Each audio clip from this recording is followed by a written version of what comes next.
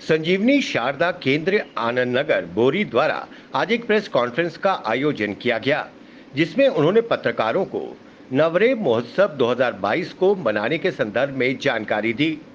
पत्रकारों से बातचीत करते हुए उन्होंने कहा कि महोत्सव के दौरान 3 कार्यक्रम आयोजित होंगे और वो सभी से अपील करते हैं कि वो इस कार्यक्रम में मनाएं और इसमें बढ़ चढ़कर भाग लें। विगत कई वर्षों से हम नवरेह का कार्यक्रम मना रहे हैं, लेकिन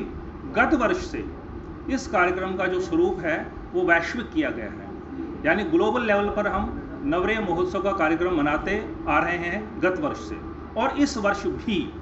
नवरेह महोत्सव 2022 की घोषणा की गई है और इसके अंतर्गत हमारे 3 कार्यक्रम रहेंगे। नवरेह का शब्द जो है कश्मीरी का मूल शब्द है, जिसका अर्थ है नव वर्ष, यानी भारतीय संस्कृति में रचा बसा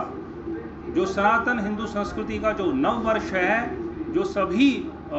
भारतीय मनाते आ रहे हैं, वही वर्ष नव वर्ष जो है जब कश्मीर में ये मनाया जाता है तो इसका नाम जो है वह नवरेह है। इस नव वर्ष महोत्सव के अंतर्गत 3 कार्यक्रम हैं, जो नवरेह से एक दिन पूर्व, नवरेह के एक दिन बाद और नवरेह के दिन स्वतः ही। नवरेह के एक दिन पूर्व जो है, इस बार जो कैलेंडर की तिथियां जो आ रही हैं 1 अप्रैल, 2 अप्रैल और 3 अप्रैल। 1 अप्रैल को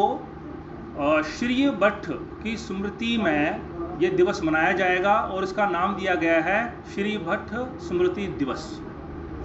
इस दिन सामाजिक जो संगठन है वे अपने स्तर पर कश्मीर के जो महापुरुष है, सम्राट ललितादित्य, कोटा रानी, बीरबल, धर, पंडित कृपाराम और गुरु तेग बहादुर, जिनका 400वां प्रकाश पर्व चल रहा है, इन सभी महापुरुषों पर और इससे भी जो महापुरुष हमारे कश्मीर के हैं, विभिन्न महापुरुषों की जीवन के प्रेरक प्रसंगों पर हमारा जो समाज है, विभिन्न सामाजिक संगठन जो हैं, वह उस दिन ऑनलाइन और ऑफलाइन कार्यक्रम करेंगे। यह दिन वैद्याचार्य श्री भट्ट को समर्पित है, जो 15वीं शताब्दी के वैद्याचार्य हुए हैं, जिस समय जैनुल आबदीन वहाँ के शासक थे और उन्हें एक जानलेवा फोड़ा जो उनके शरीर पर उभर आया था, उस रोग से उन्होंने उनको इलाज किया, मुक्त किया, उपचार किया और श्री भट्ट ने अपने लिए,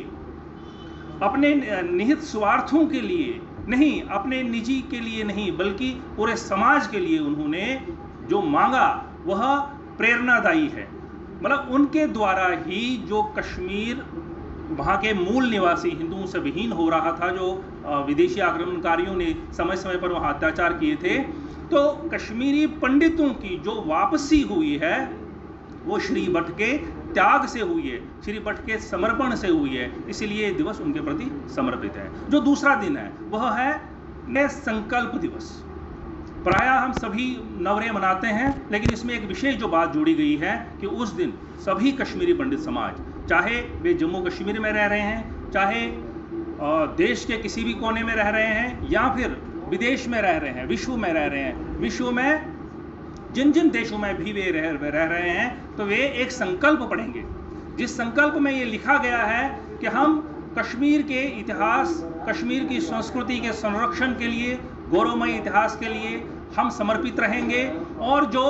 वहाँ की शांति के लिए हम प्रार्थना करेंगे, सद्भावना के लिए प्रार्थना करेंगे और सांस्कृतिक पुनर्स्थापना के लिए हम कश्मीर जाएंगे। और उसमें ये संकल्प है कि अगला जो नवरेह है, अगला जो नववर्ष है, वह हम कश्मीर में मनाएंगे। ऐसा सभी समाज संकल्प लेगा और अपने पारंपरिक पोशाक में लेगा, जो हमारा पारंपरिक परिधान है, उस परिधान में वे संकल्प लेंगे और वीडियो और ऑडियो और फोटो के माध्यम से जो हमारा